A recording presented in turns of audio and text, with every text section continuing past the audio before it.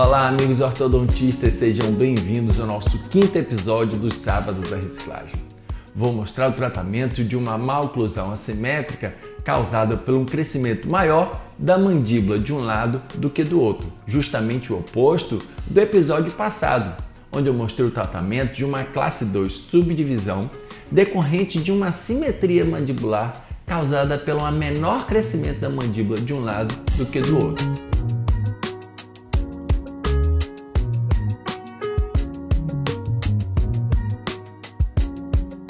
Esse artigo aborda o tratamento de uma classe 3 assimétrica subdivisão que vai desde o tratamento interceptativo até o tratamento corretivo. E eu publiquei junto com a doutora Paula Drago, a cirurgiã bucomaxilo que fez a instalação das mini placas. Mas nesse episódio eu vou abordar somente o tratamento corretivo dessa maloclusão.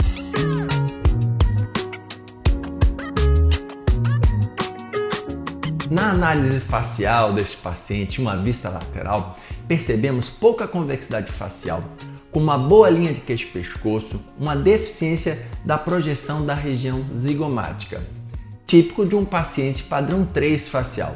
Numa visão frontal, nós percebemos o desvio do mento para o lado direito e uma simetria da comissura labial. Já numa vista aproximada do sorriso, a assimetria fica evidente. O mento deslocado para a direita, a assimetria do sorriso e a simetria do plano oclusal. Apesar de todas essas assimetrias, existe uma coincidência da linha média facial com a linha média dentária superior, me dizendo que a maior assimetria está na mandíbula. Na avaliação da oclusão desse paciente, eu percebo que do lado direito ele é classe 1, do lado esquerdo ele é 3/4 de classe 3. Numa visão frontal, eu tenho overjet e overbite reduzidos e vejo que a linha média superior e inferior não são coincidentes. Ora, se eu sei que a linha média dentária superior é coincidente com a linha média facial, eu sei que o erro está na linha média dentária inferior que está deslocada para a direita.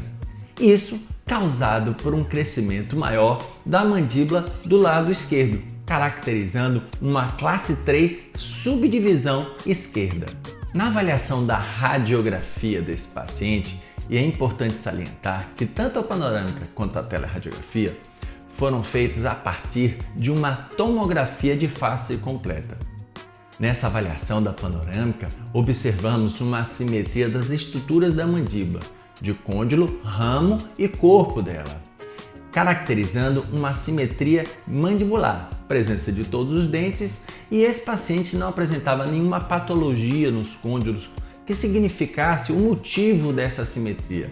É uma assimetria de excesso de desenvolvimento mais de um lado da mandíbula que do outro. Já na teleradiografia, a gente observa um padrão 3 esquelético com uma deficiência maxilar. E esse paciente apresentava uma coisa bem típica nos pacientes padrão 3, um aumento da inclinação dos incisivos superiores compensatório a esse padrão 3 esquelético. Em um paciente com uma maloclusão envolvendo assimetria mandibular, é legal você fazer a avaliação da relação do côndilo com a cavidade articular para descartar a ideia de um desvio funcional da mandíbula. Nesse caso, esse paciente apresentava os côndilos, tanto o lado direito quanto o esquerdo, bem centralizados na cavidade articular, me dizendo que essa assimetria é uma simetria real, verdadeira da mandíbula. A estratégia que eu utilizei para efetuar o tratamento ortopédico deste paciente, lembre-se que ele está em crescimento, causado pela assimetria mandibular, foi a instalação de 4 mini placas, 2 na região superior, na região zigomática, e 2 na região anterior da mandíbula. Só que do lado esquerdo, onde eu tinha um aumento de crescimento em relação ao direito, a mini placa na região zigomática foi colocada mais numa região posterior e a do lado direito foi colocada mais numa região anterior. Isso para aumentar a distância das mini placas do lado esquerdo para que eu tivesse maior força nos elásticos. E aqui essa imagem da tomografia mostrando justamente o posicionamento das mini placas diferentes na maxila. Na vista intrabucal, vocês conseguem ver as mini placas instaladas já com os elásticos. Lembrando que esses elásticos eles só devem ser instalados no mínimo 15 dias após a instalação cirúrgica das mini placas. Vendo que do lado esquerdo existe uma distância maior, onde esses elásticos vão ter mais força do que do lado direito, onde ele está em classe 1. E a força inicial não deve ultrapassar 200 gramas. Essa força que é instalada nas mini placas, elas são forças baixas. Com um mês você pode começar a aumentar um pouco a força, mas no máximo até 250 a 300 gramas.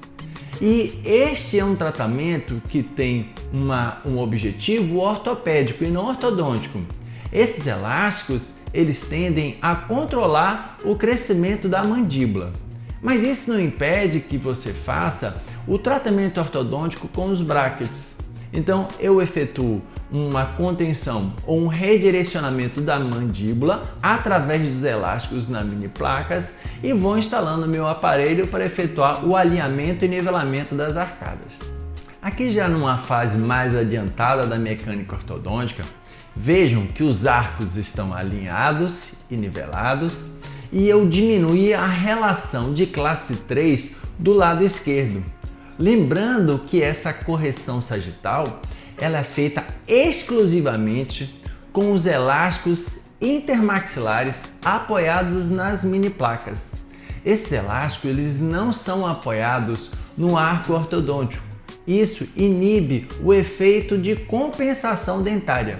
Porque já que eu quero um tratamento ortopédico em um paciente em crescimento, as forças sagitais devem ser feitas exclusivamente nas mini placas.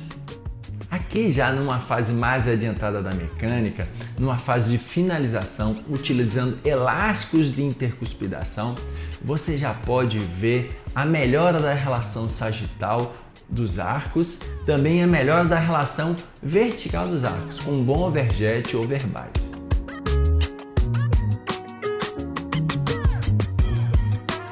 Na avaliação da oclusão como resultado final do tratamento, eu tenho do lado esquerdo agora uma classe 1, eram 3/4 de classe 3. Do lado direito manteve a relação de classe 1.